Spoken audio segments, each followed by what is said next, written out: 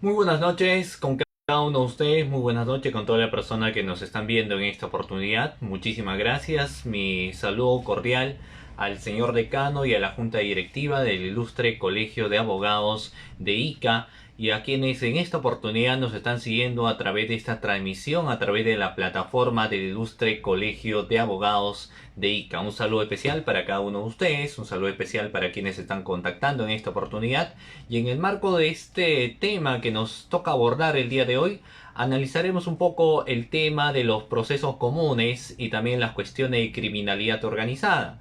Y dentro de ello haremos un análisis, obviamente, sobre las técnicas especiales de investigación, poniendo énfasis en los temas de colaboración eficaz y de la misma manera en el agente encubierto y en las interceptaciones telefónicas.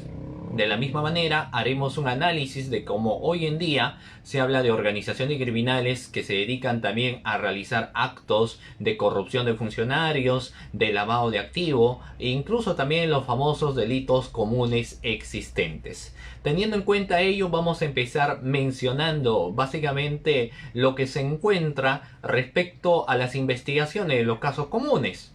Las fiscalías penales son aquellas fiscalías que por lo general en la mayoría de los casos tienen una abundante gama de carpetas fiscales. Sin embargo, estas carpetas fiscales no son tan abundantes o extensas en magnitud como pueden ser, por ejemplo, las investigaciones de las fiscalías anticorrupción, de la fiscalía de lavado de activo, que obviamente por la voluminosidad existente en las propias investigaciones hace que los casos sean más extensos, sean más abundantes. Las fiscalías comunes no, las fiscalías comunes pueden llegar a tener cerca a veces de 200 carpetas fiscales. Si hablamos de esas fiscalías que ven investigaciones de violencia contra la mujer y los integrantes del grupo familiar, se llega hoy en día, por ejemplo, a cerca de 200 o 150 casos a nivel de investigación porque son muy frecuentes este tipo de delitos existentes. Entonces, vamos a empezar señalando cómo es por lo general las investigaciones a nivel de este tipo de delitos contra la vida, el cuerpo y la salud. Para ello y para hacer una precisión, empezaríamos señalando respecto a lo que viene a ser la autoría en este tipo de delitos. Y es que en este tipo de delitos, cuando empezamos a mencionar contextos de autoría, vamos a señalar lo que nosotros ya lo hemos visto a nivel, por ejemplo, de pregrado. ¿Y qué hemos visto a nivel de pregrado? Los temas de los autores materiales, los coautores y los autores intelectuales, ¿cierto? Teniendo énfasis, por ejemplo, en el agente, porque respecto al agente no se requiere una condición especial o una condición cualificada, sino que cualquiera de nosotros puede cometer, por ejemplo, un delito de robo, un delito de hurto, un delito de violación. No se requiere una condición especial, sino que cualquier persona podría ser autor de ese hecho delictivo. Pero analicemos ese tema de autoría. El autor material es aquella persona que realiza el comportamiento prohibido. Es aquella persona que realiza ese comportamiento contrario a norma. Precisamente su comportamiento se subsume dentro de una normativa penal. Entonces tenemos a los autores materiales. El autor material, aquel sujeto activo que contraviene la norma. Aquella persona que despoja, por ejemplo, mediante destrezas, algún bien de dominio de otra persona. Tenemos al autor material. Pero vamos a tener a quienes idean y planifican la realización de un hecho delictivo. Y ahí tendremos a los autores mediatos, porque un autor mediato no tiene participación de subsunción en un hecho delictivo, pero sí es aquella persona que planifica o idea la realización de un hecho delictivo. Es aquel que sabe el motivo y el móvil. Entonces hasta ahí un paréntesis. Por ejemplo, en los delitos de sicariato, tenemos a alguien que es el autor material que finalmente realiza este comportamiento porque recibió órdenes. Y cuando uno detiene a este autor material y le empiezas a interrogar, pero dígame cuál es el motivo, cuál es el móvil, el por qué usted ha cometido este hecho delictivo. La respuesta que va a dar por lo general es: yo no sé cuál es el móvil, sino a mí me contrataron. Yo no sé cuál es el motivo, a mí me pagaron para quitar la vida a determinada persona. Entonces, luego a nivel de investigación, uno termina, obviamente, encontrando al autor intelectual, y el autor intelectual sí sabe el motivo. El autor intelectual sí sabe el móvil, sabe por qué, y cuando lo empiezas a investigar dices, sí, yo he cometido este delito porque era un ajuste de cuentas, era un delito sentimental porque él estuvo cortejando, por ejemplo, a mi novia, entonces sabe el motivo del por qué le quita la vida a la otra persona. Entonces tenemos al autor intelectual, pero también tendremos participaciones en conjunto. Y las participaciones en conjunto son típicas. Y esto puede ser en algunos casos producto de bandas criminales o en otros casos producto de organizaciones criminales. Por ejemplo, cuando alguien va al banco y quiere sacar una suma de dinero, pongamos como ejemplo 7.000 soles, esto ya va generando un riesgo. Entonces la persona, obviamente, a efectos de que no le pasa nada, termina yendo, por ejemplo, al banco, pero no está muy bien vestido, sino va con unas indumentarias para no pasar, para que no puedan captar a esta persona y pueda pasar inadvertido. Entonces va con un polo, por ejemplo, usado, unos pantalones también usados y unas zapatillas desgastadas. ¿A efectos de qué? A efectos de que no suceda absolutamente nada. Pero ¿qué sucede? Cuando va al banco a hacer retiro de los 7.000 nuevos soles, va caminando una cuadra después del banco y es interceptado, por ejemplo, por una camioneta con lunas polarizadas. Bajan 3 sujetos encapuchados y lo encañonan. Uno a la altura del 100, el otro a la altura del pecho, y terminan sustrayendo lo que viene a ser el dinero que ha tenido a bien de retirar de la entidad bancaria. En ese caso en particular, ¿qué podría haber sucedido para que este hecho se haya tenido a bien de configurar? ¿No es acaso que alguien seguramente de la entidad bancaria ha tenido que dar algún tipo de información? ¿Ha tenido a bien de comunicar? Y la respuesta es que luego a nivel de desinvestigación uno termina dándose cuenta de que efectivamente esto ha sido así, que alguien, por ejemplo, de la entidad bancaria ha dado una información, ha dado una seña, ha dado un movimiento, etcétera, cualquier tipo de información. Entonces, uno se podría confundir al inicio y diría, no, eso es un tema de complicidad. Sin embargo, cuando vas investigando más te das cuenta de que es todo un grupo complejo. Y es un grupo complejo porque no solamente forman parte, por ejemplo, de esta organización, no solamente forman parte de esta organización aquellas personas que estaban con las pasamontañas, sino también aquellas personas que trabajan dentro de esta institución. Entonces son comportamientos en conjunto. Y cuando hablamos de comportamientos en conjunto, ¿a qué hacemos referencia? A temas de coautorías. A temas de coautorías. Entonces, en ese análisis de los delitos comunes, veríamos temas de autor material, autor intelectual y veríamos también a los coautores. Precisamente en las cuestiones de criminalidad organizada se habla de participación de coautores, siempre en orden jerárquico o lineal, por ejemplo, pero con funciones establecidas. Ahora, después de haber precisado ello, mencionemos al agente. ¿Quién es el agente? ¿Quién es el autor?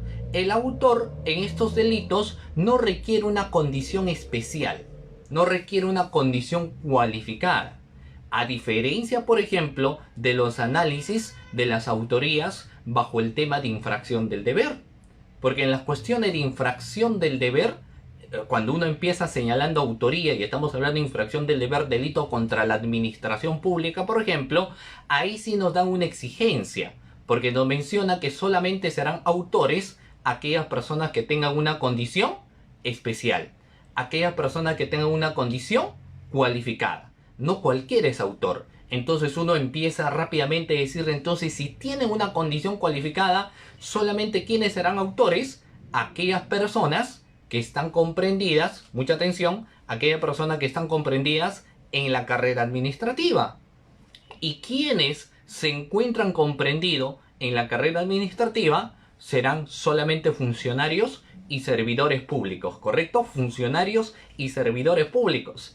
Y con características peculiares en cada uno de ellos. Por ejemplo, los funcionarios públicos son aquellas personas que tienen poder de decisión dentro de un aparato estatal, dentro de una entidad del Estado, organismo o el mismo Estado. Tienen poder de decisión y poder de delegación en las atribuciones propias del cargo que tienen. Los servidores públicos, ¿quiénes son? Los servidores públicos son los subordinados. Son aquellas personas que tienen que acatar las órdenes del jefe inmediato. Tienen que obedecer aquellas órdenes que le da el superior. Y en base a eso cumplirán también las funciones propias del cargo que tienen. Entonces, tanto funcionarios y servidores públicos respecto a temas de autoría, ellos sí, por ejemplo, tienen una condición especial. Porque, díganme ustedes, ¿quién comete un delito tipificado en el artículo 384? ¿Quién es autor de un delito del artículo 384? Que este tipo penal nos habla de colusión, por ejemplo. ¿Quién es autor de un delito tipificado en el artículo 399? O 382, por ejemplo, concusión, aprovechamiento indebido del cargo.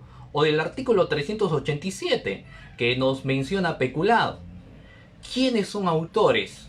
¿No es acaso que el autor sí requiere en estos casos en particular una condición especial? ¿No es acaso que requiere una condición cualificada cuyo comportamiento precisamente infringe un deber funcionarial? Por supuesto que sí, ¿cierto? Solamente son autores de delitos de corrupción de funcionarios aquellas personas, doctores, que se encuentran comprendidos en la carrera administrativa y solo serán funcionarios y servidores públicos. Entonces ahí vamos analizando este tipo de participaciones. Ahora, analicemos un poco más.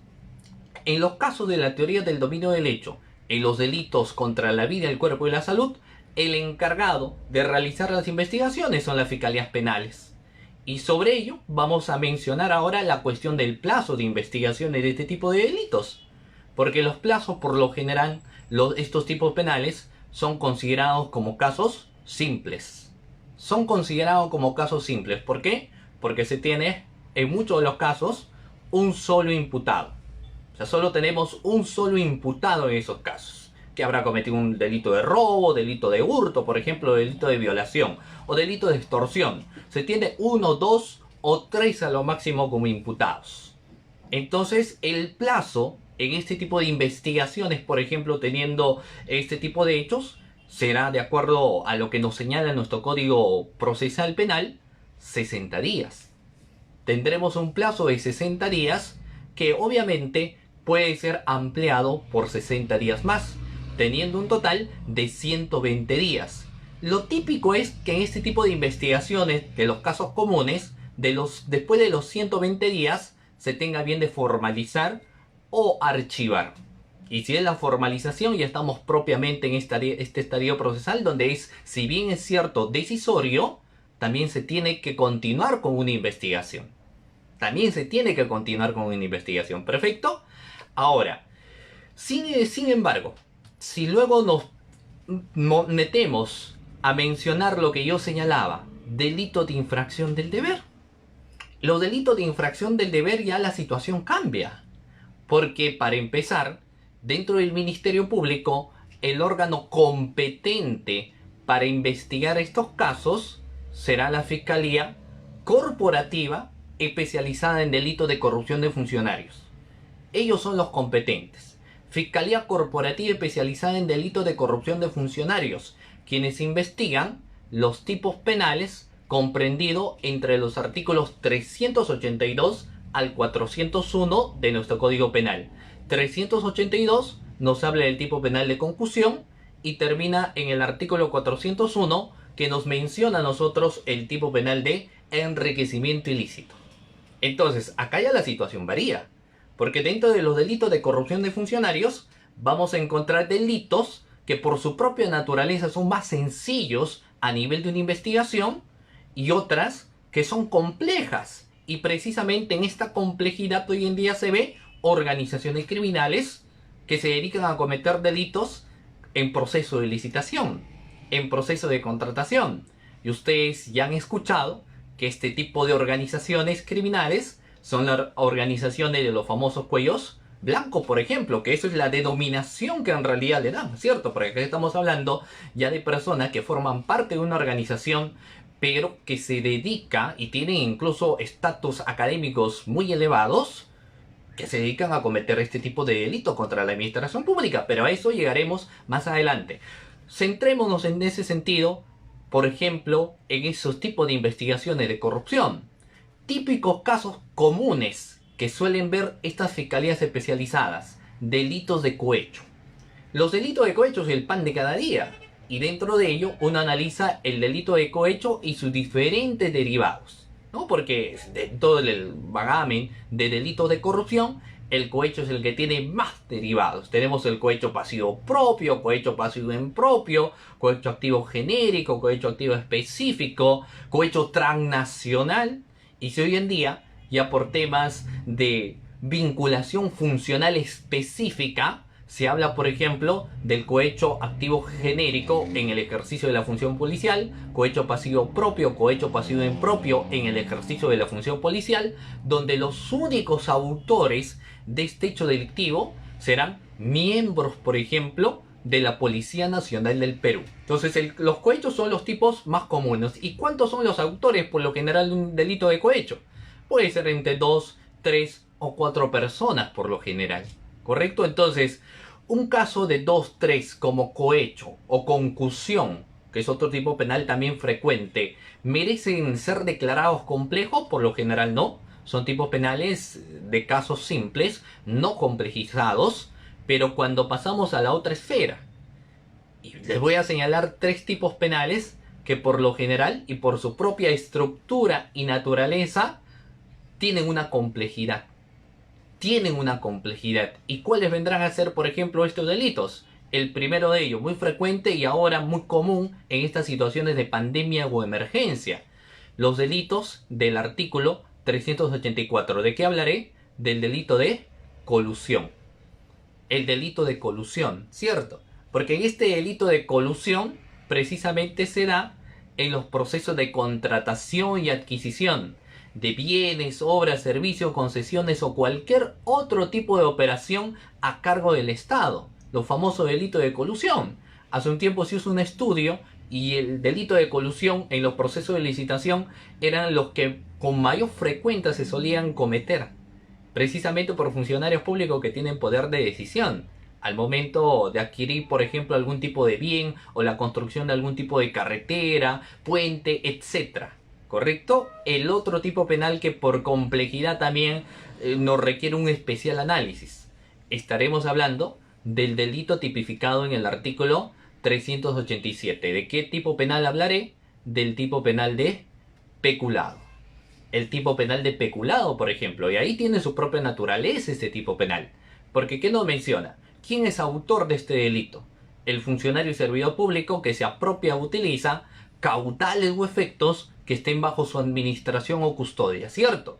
Entonces es muy frecuente que dentro de las instituciones del Estado haya muchos, obviamente, caudales, hay muchos efectos que se tiene que dar la utilidad que corresponde y dentro del parámetro también de cantidades existente o montos presupuestarios. Ni un solo centavo debe retirarse, por ejemplo, de la arcas del Estado. No se puede apropiar ni 10 céntimos del aparato estatal, porque este tipo de comportamientos nos permitirían ver, por lo menos indiciariamente, la presunta existencia, por ejemplo, de los delitos de peculados. Tercer delito, muy frecuente también, tipificado en el artículo 399. ¿De qué tipo penal hablamos? Del delito de aprovechamiento indebido del cargo, o conocido también como el delito de negociación incompatible. O sea, solo menciono los tres, ¿ya? ¿Y qué nos dice este tipo penal que les estoy mencionando?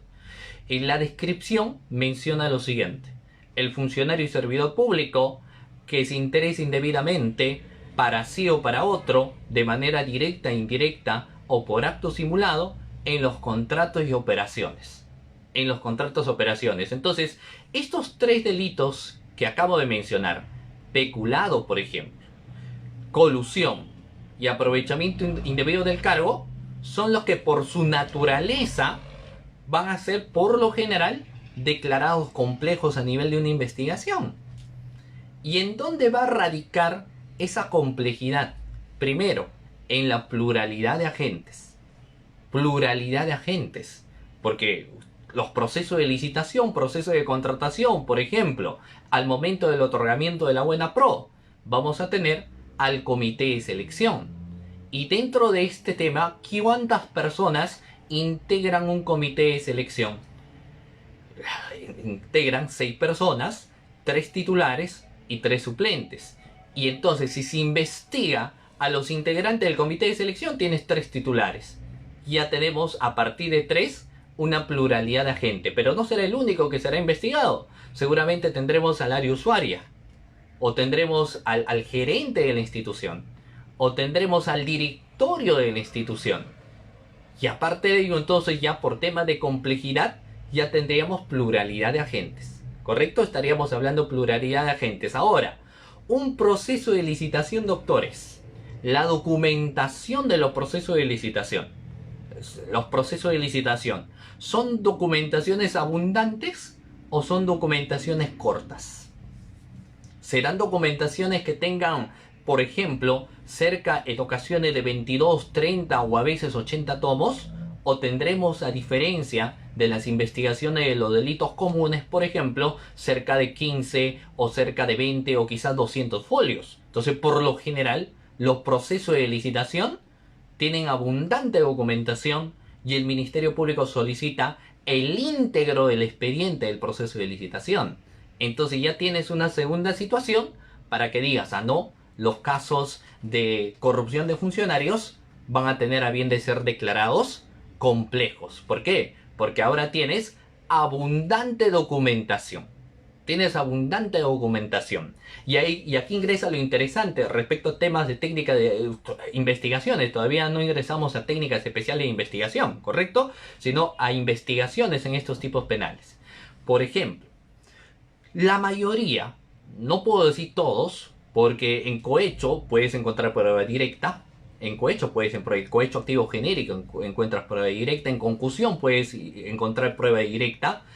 Pero en los delitos antes mencionados, muy poco probable encontrar temas de prueba directa. Por lo general es indicio. Por lo general nos situamos solamente a temas de prueba indiciaria.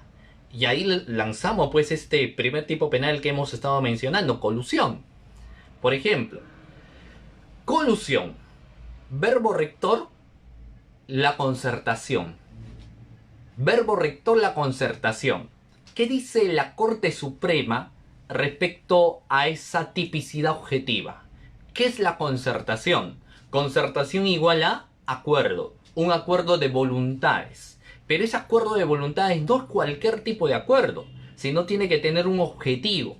Y ese objetivo va a ser defraudar patrimonialmente al Estado. Ese es el objetivo en un delito de colusión. Entonces podemos analizar mucha doctrina, dogmática, etcétera, respecto al tema del delito de colusión, pero lo que nos interesa es analizar el tema de probanza. Entonces, si el meollo del asunto viene a ser la concertación, el acuerdo de voluntades, la gran pregunta es, ¿cómo me pruebas esa concertación? ¿Cómo me pruebas ese acuerdo de voluntades? ¿Cómo probamos a nivel de investigación? Regreso a lo que inicialmente decía yo en los delitos, por ejemplo, de homicidio. En un delito de homicidio, a través de las cámaras de videovigilancia, la pericia balística, por ejemplo, el examen de necropsia que se va a tener que realizar, la escenificación en la escena del crimen, entonces serán elementos importantísimos para poder sindicar a una persona a ser autor de un hecho delictivo, ¿cierto? Los testigos que han visto este suceso. En los delitos de violación, el reconocimiento médico legista, por ejemplo, serán elementos importantes para poder vincular a una persona como autor de estos hechos delictivos, ¿correcto? Pero en concertación, en acuerdo, ¿cómo me pruebas una concertación? ¿Cómo probamos una concertación? No existe prueba directa porque es muy complicado, a menos que utilicemos las técnicas especiales de investigación. Ahí la situación cambia.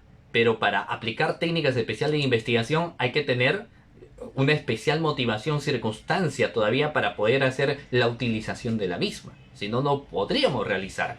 Entonces, el delito de colusión ya es complejo. Pero ahora a nivel de probanza, dígame cómo encontramos la concertación, cómo encontramos el acuerdo de voluntades. Entonces, lo típico y casual en sus inicios para probar concertación era lo siguiente. Y es que va evolucionando también el tema de las organizaciones criminales en el tiempo, ¿cierto? Las organizaciones se van modificando, se van adaptando y van teniendo un mayor orden incluso también. Entonces, hace un tiempo atrás les comento, para poder evidenciar temas de acuerdo, se solicitaba el cuaderno de ingreso y salida de determinadas personas que visitaron a un funcionario. ¿Por qué? ¿Qué pasaba antes? Antes de un proceso de licitación, proceso de contratación, el proveedor iba a las oficinas del funcionario público para conversar, para dialogar. Y no solamente su visita era una vez, sino lo visitaba 2 veces, 3 veces, 4 o 5 veces. Entonces, solicitabas el cuaderno de ingreso y salida de personal. Solicitabas este cuaderno y eso era un elemento importantísimo que tenías. Antes, los imputados por lo general declaraban, daban su versión, daban su información. ¿Correcto? Entonces tenías, por ejemplo, ahí la situación de que podían caer en contradicción. Entonces tenías el cuaderno de ingresos y salidas, tenías contradicciones en sus declaraciones, tenías el cúmulo de irregularidades en el proceso de licitación. Era importante ya para formalizar por lo menos una investigación preparatoria por un delito de colusión. Sin embargo, las situaciones han cambiado. Hoy hablamos, por ejemplo, del artículo 71, tanto en su primero y específicamente en el segundo párrafo, que menciona que toda persona tiene derecho a guardar silencio. Entonces ya no declara y no lo puedes obligar. Entonces vas, por ejemplo, ahora a solicitar el cuaderno de ingreso y salida. Pero ahora pues las empresas privadas o los particulares ya no visitan a las oficinas. Ya no hay visitas a las oficinas de estos funcionarios públicos. Entonces, ya a nivel de probanza, lo que se ha venido utilizando en los últimos 15, por ejemplo, 20 años, son pues, a nivel de indicio, los levantamientos del secreto de las comunicaciones. Como una de las formas más interesantes para evidenciar indicio de la concertación. Entonces, el FICAR requiere esto. Porque los requerimientos no son autónomos como las disposiciones, ¿no? Que uno decide iniciar una investigación, formalizar o concluir. Los requerimientos hay que pedirlo al juez y hay que motivarlo bien. Porque el juez tiene 2 alternativas, declarando fundado o infundado. Entonces el requerimiento de levantamiento del secreto de las comunicaciones tiene que tener una fundamentación muy importante para señalar por qué un derecho fundamental que tiene el imputado, el derecho de la reserva, la inviolabilidad de las comunicaciones, tienen ahora la necesidad de tener que levantarse para evidenciar existencias de presuntos actos de corrupción. Entonces se hace ese requerimiento, el requerimiento de levantamiento del secreto de las comunicaciones. No es probanza, sino es indicio. Entonces el juez te lo declara fundado porque está muy bien motivada. Eso viene a ser uno de los momentos importantísimos. Digo uno, no digo el único ni el más importante, sino uno de los momentos importantísimos a nivel de investigación a efecto de evidenciar, por ejemplo, si existe o no existe algún tema de concertación. Y ahí, a través de Excel, se analizará la vinculación de llamadas, entrantes y salientes. ¿Qué sucede si se encuentra una o 2 llamadas?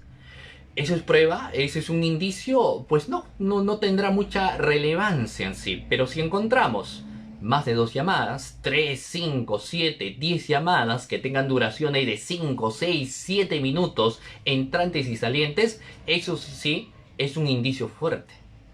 ¿Un indicio fuerte para qué? Para la posible existencia de una concertación. La posible existencia de una concertación. Pero te digo la magnitud, o sea, no se trata de ella, sino tiene que ser... Ahora, estas llamadas tienen que tener un margen temporal, por ejemplo. O sea, tienen que darse en los procesos de licitación. Antes, durante o después de los procesos de licitación, los procesos de contratación. Si se han dado hace 10 años atrás, por ejemplo, esto no tendrá ningún tipo de relevancia para que sobre esta concertación, sobre este proceso de licitación, señalemos la existencia de concertación, porque son llamadas anteriores. Entonces, si ya tienes llamadas, ¿ok? Si tienes llamadas, tampoco es suficiente, sino hay que ver cuál ha sido, cuál ha sido la contraprestación, o sea, cuál ha sido el beneficio, porque el objetivo es concertarse para defraudar al Estado, y detrás de esa concertación hay un acuerdo en la cual se van a beneficiar obviamente ellos. Entonces, hace un tiempo atrás, nuevamente reitero, hace un tiempo atrás, 12 años, 15 años, lo típico era tener que requerir el levantamiento del secreto bancario. El levantamiento del secreto bancario. Y era muy particular de que, por ejemplo, si el comité de selección había sido sometido a una investigación, En ese levantamiento se encontraban depósitos de sumas de dinero a los integrantes del comité de selección, o en los integrantes del comité de selección se encontraban depósitos de suma de dinero. Entonces, eso sí, también era un indicio muy importante, un indicio fuerte, porque decías, mira, no solamente encontramos vinculación de llamadas que ya son el quebrantamiento del principio de imparcialidad, sino también que estamos encontrando depósitos bancarios. Entonces, mira, le han dado la buena pro, le han dado como ganador a esta empresa, pero han recibido una suma de dinero y aquí se prueba, ¿cierto? Pero les digo, a veces la delincuencia también va sofisticándose y va evolucionando, entonces ya no ponían sus propias cuentas bancarias, sino ponían la del hermano, la de la esposa, por ejemplo, o incluso la de un amigo, teniendo hoy en día lo que se conoce como los paraísos fiscales, porque incluso personas exteriores son los a las cuales se le tiene que depositar. Entonces ya los levantamientos de secreto bancario van teniendo en algunas medidas, en los delitos de corrupción como viene a ser colusión, a veces poca frecuencia. Entonces, pero bueno, si hayas depósitos bancarios, eso sí sería importante, porque ya tendrían los siguientes indicios: levantamiento de secreto de las comunicaciones, levantamiento de secreto bancario y irregularidades en el proceso de licitación. De ahí sí vas teniendo mayores evidencias de una existencia de concertación. Ahora, obviamente no es tan sencilla como lo que yo les estoy señalando, porque luego hay que precisar dónde se dio la concertación, si se dio en los actos preparatorios, si se dio al momento del otorgamiento de la buena pro, si la concertación ha sido al momento de la rúbrica del contrato, si la concertación ha sido en la adenda, etcétera. Hay que probar dónde ha sido también el tema de concertación, ¿cierto? Porque no es suficiente decir, mira, tengo los elementos, esa concertación, sino hay que hacer la precisión dónde se dio y de qué manera, ¿cierto?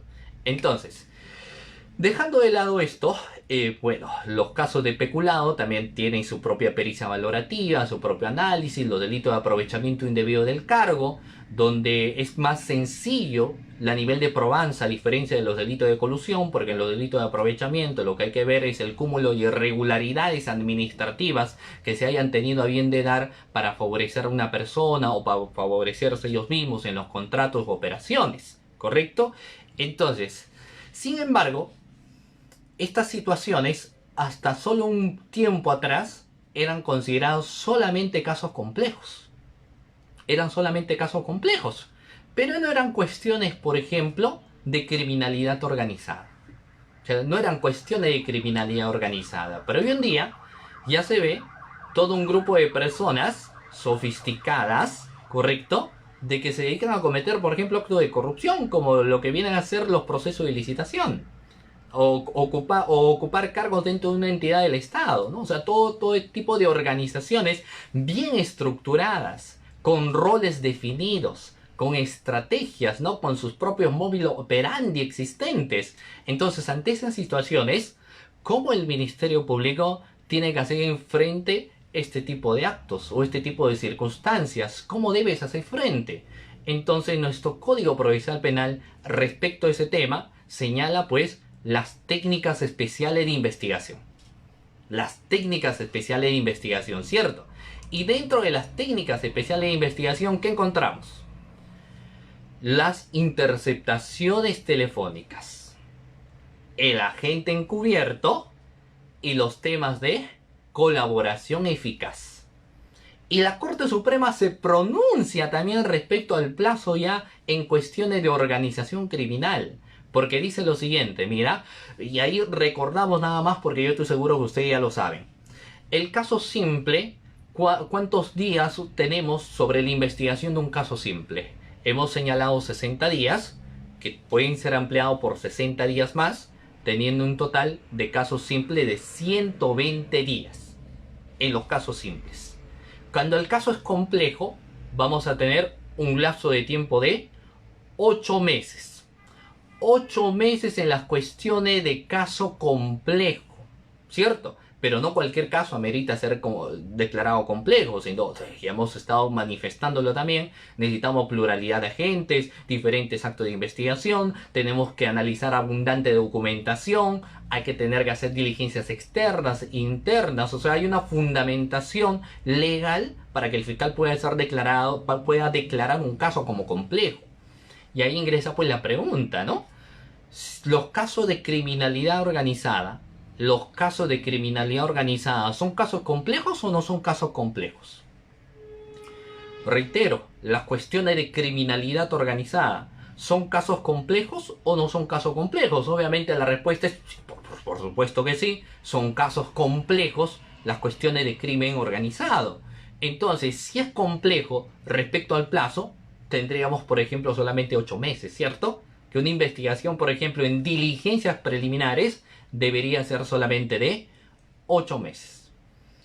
Y ahí ingresa, por ejemplo, la Corte Suprema, pues, porque la Corte Suprema dice, no, un momentito, analicemos las situaciones. No es lo mismo investigar un delito de robo, un delito de hurto, que investigar, por ejemplo, un delito de colusión, un delito de aprovechamiento indebido del cargo, o que investigar cuestiones de lavado de activo o crimen organizado. No es lo mismo, ¿cierto? No es lo mismo. ¿Y por qué no es lo mismo? Por la complejidad del tipo penal y por la complejidad de estructura delincuencial que se existe. Entonces se analizó lo siguiente, doctores. Se dijo, pero analicemos. Si estamos hablando que le vamos a poner un plazo mayor a los casos de criminalidad organizada, analicemos la esencia de lo que viene a ser el plazo de las diligencias preliminares y el objetivo que tienen estas. Y se señaló que el objetivo que tienen las cuestiones de diligencias preliminares tienen como vital importancia realizar actos urgentes y inaplazables. Y eso lo conocemos todos. Los actos urgentes e inaplazables, que siempre de la mano con el tema de la celeridad procesal, ¿cierto? Sin embargo, se analizó lo siguiente. 8 meses para poder identificar a los que forman parte de una organización, ¿será suficiente? ¿Será suficiente tener solamente 8 meses para poder individualizar a quienes forman parte de una organización dedicada a cometer actos no solo de corrupción, trata de personas, lavado de activos? Y la Corte Suprema dijo no. Por más que se apliquen técnicas especiales de investigación, que dicho sea de paso necesitan su elaboración y su tiempo, se necesita ahora mayor espacio, mayor tiempo en este caso. Pero si las diligencias preliminares son para realizar actos urgentes e inaplazables, incluso durante mucho tiempo existió un cuestionamiento, porque se decía 8 meses para acto urgente e inaplazable, se entiende por lo urgente lo inmediato, lo rápido, en 24 horas, en 2 días, en una semana. 8 meses para cuestiones de complejidad parece un exceso. Y si hablas, por ejemplo, en la propuesta 36 meses de diligencias preliminares en cuestiones de organizaciones criminales, también parecía una atrocidad, un tiempo muy extenso. Entonces algo se tenía que hacer sobre el objetivo de las diligencias preliminares, porque no solamente tenían que ser actos urgentes e inaplazables, sino tendríamos que señalar algo más. ¿Y qué se señaló? En ese caso en particular, se mencionó lo siguiente.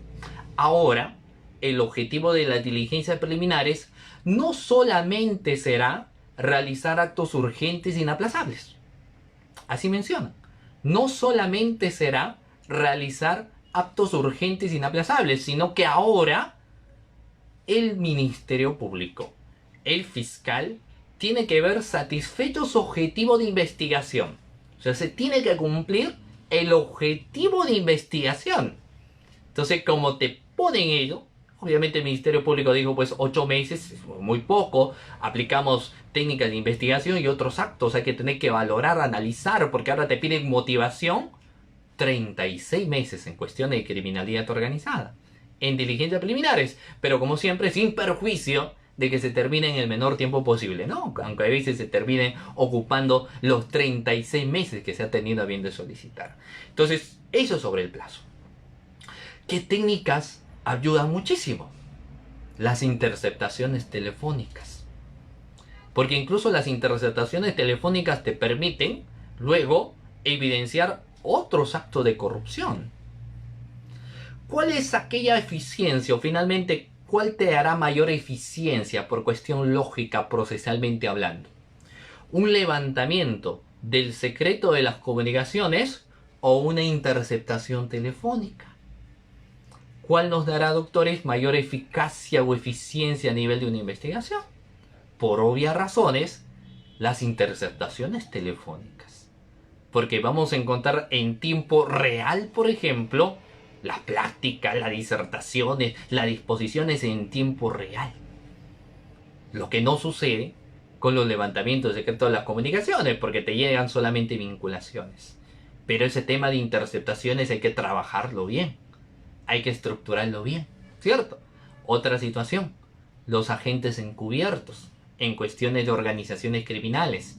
Un agente encubierto, por ejemplo, les comento, otros lugares, ustedes han escuchado de los famosos detectives, por ejemplo, otros países tienen su escuela de detectives, porque de esta manera se va preparando, por ejemplo, al que va a tener que ingresar dentro de esta organización, va a ingresar dentro de esta organización para brindar información y para ubicar a quienes son los que forman parte de esta organización y qué actividades también realizan ellos. Entonces se requiere una persona que esté muy bien preparada, ¿cierto? Entonces los agentes encubiertos se requieren pues una destreza, es muy delicado y la reserva exclusiva, ¿cierto? Y ahora hablamos de este tema así bastante interesante, como todos los que hemos estado mencionando. Lo dicho sea de paso, esta es una exposición genérica que estamos realizando. Cada tema tiene su propio desarrollo de sesiones y seguramente más adelante el Colegio de Abogados de ICA va a tener a bien de desarrollar un diplomado, así que mucha atención. Y ahora hablamos del colaborador eficaz. El colaborador eficaz. El colaborador eficaz, las cuestiones de colaboración eficaz, por ejemplo, ¿cierto? Y es que en cuestiones de criminalidad organizada, también es importante saber quiénes son los futuros postulantes a colaboradores eficaces y quiénes realmente deben ser admitidos como colaboradores eficaces, porque al tratarse de organizaciones, necesitamos informaciones que sean de calidad. Entonces, un colaborador eficaz es un procedimiento procesal mediante el cual el aspirante a colaborador eficaz brindará información de calidad y a consecuencia de esa información tendrá un beneficio premial. Un beneficio premial, ¿correcto? ¿Quiénes pueden ser, doctores, colaboradores eficaces? ¿Quiénes pueden ser colaboradores eficaces?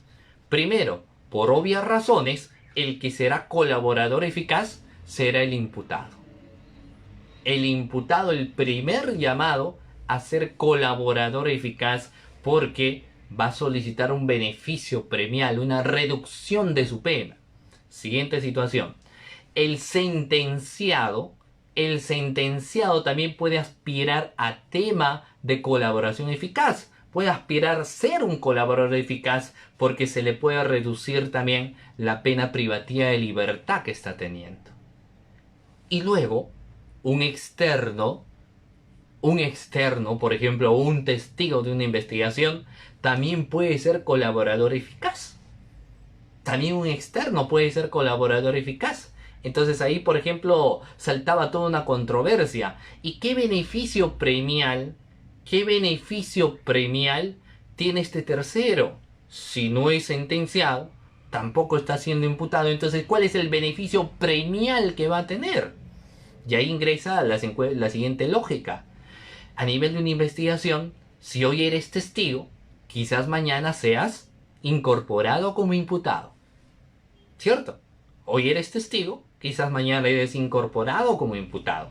Y finalmente cada persona que comete un hecho delictivo sabe si lo ha cometido o no. Si una persona que comete un comportamiento contrario a norma sabe. O sea, finalmente nunca vas a poder engañar a tu conciencia, ¿cierto? Porque en tu conciencia sabes lo que has hecho, lo que has realizado. O sea, no podrás engañar o dar versiones, pero tu conciencia no. Entonces, ¿qué sucede? A veces cuando ya está complicada la investigación complicada, pues para los testigos, ¿no? Entonces ellos dicen, uy, tarde o temprano me van a incorporar a la investigación. Ahorita no estoy imputado, no soy investigado, pero seguramente le van a dar información. Por tal o cual motivo, porque realmente estuvo metido también en alguna irregularidad. Te dice, no, antes que suceda eso, mejor yo postulo para ser colaborador eficaz. Entonces también los terceros, por eso te señalo, podrían postular a ser temas de colaboradores eficaces. También pueden postular a ser tema de un colaborador eficaz. Ahora, ¿qué es lo que tiene que hacer un fiscal? Primero, para aspirar a tema de colaboración eficaz, tienes que apartarte del hecho delictivo. Reconocer primero tu participación, hacer un reconocimiento de tu participación en estos hechos delincuenciales, reconocer que tú has participado dentro de la organización, que tú has sido parte, por ejemplo, de esta organización, pero ahora tienes que apartarte. Tienes que apartarte de esta organización, ese es el requisito de procedibilidad. Y luego de ello, a través de las sesiones y reuniones estrictamente privadas, el colaborador eficaz dará toda la información, dará toda la versión existente, absolutamente toda la versión. Ahora, ¿es suficiente con que dé la versión? No. ¿Qué es lo que tiene que hacer el Ministerio Público respecto a la versión que está señalando el colaborador eficaz? ¿Qué es lo que tiene que hacer el Ministerio Público? Obligatoriamente tiene que corroborar esa información. Se tiene que corroborar. Y ahí ingresa un trabajo muy importante por parte del Ministerio Público. La corroboración.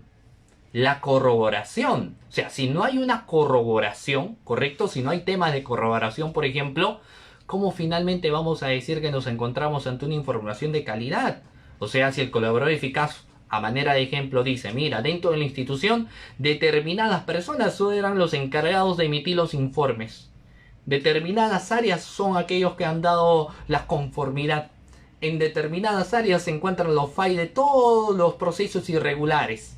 Entonces el Ministerio Público hará los allanamientos, por ejemplo, para solicitar todas estas informaciones, para poder incautar todo esto, porque en base a la información de calidad que está dando el colaborador eficaz. Y esa versión, reitero nuevamente, se tiene que corroborar sí o sí. O sea, no podríamos decir, confiamos en lo que nos dicen y listo. Ahora, otra de las cuestiones bastante controversiales también es si se debe, por ejemplo, contrainterrogar al colaborador eficaz. Si uno debe contrainterrogar a un colaborador eficaz o quizás no.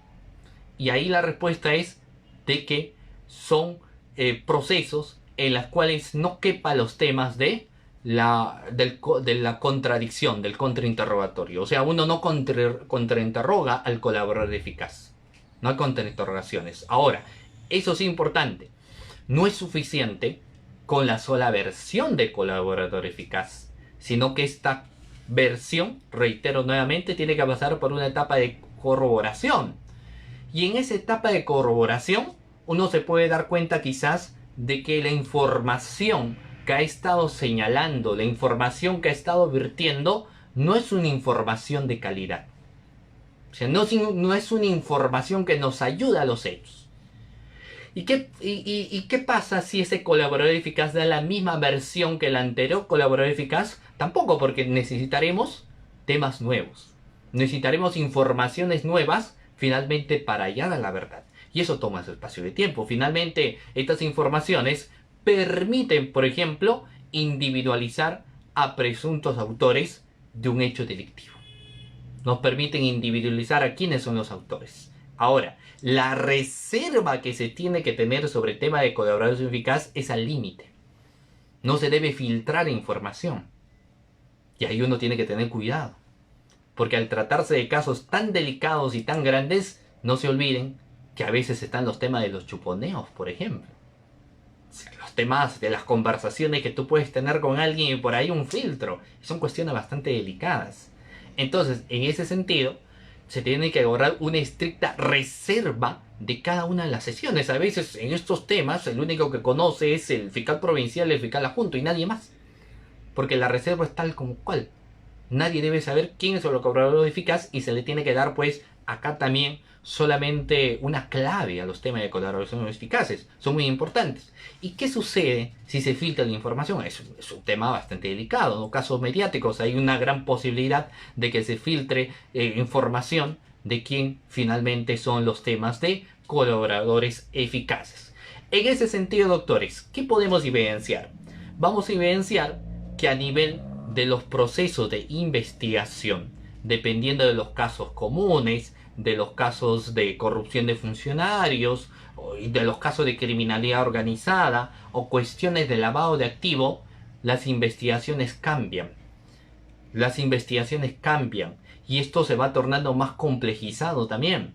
De ahí les señalaba los temas de plazo también existentes. Pero lo que se tiene que tener en cuenta, procesalmente hablando, de que cualquiera sea el tipo de investigación, se tiene que dar también, primero, en cumplimiento del principio de legalidad y respetando también a la contraparte a través del posicionamiento del derecho de defensa que tiene toda persona que está siendo sometida a una investigación.